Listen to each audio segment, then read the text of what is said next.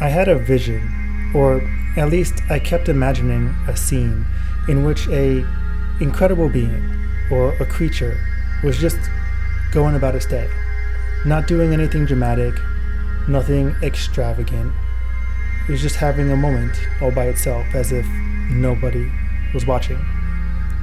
That's how this angel image came to pass.